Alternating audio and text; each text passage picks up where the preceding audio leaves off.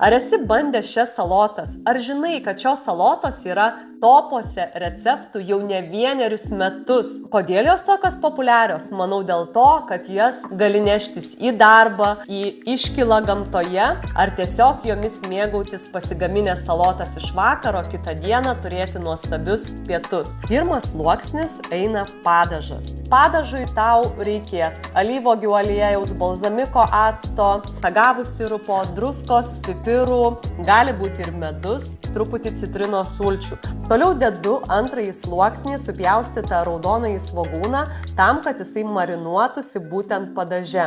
Sekantis ingredientai - konservuotos pupelės, gali būti ir avinžirniai. Toliau plėšytos salotos, pjaustytos kubeliais paprikos, konservuoti kukurūzai ir virti pasmulkinti kiaušiniai. Visus šiuos ingredientus sudėjus sluoksniais gauname vaivorykštės spalvų salotų dubenėlį, kurį palaikius šaldytuve keletą valandų gali išversti į indą ir išmaišyti kartu su padažu ir mėgautis nuostabiom ir maistingom salotom. Neabejoju, tau patiko šis receptas. Spausk like ir pažymėk komentaruose gaminsiu.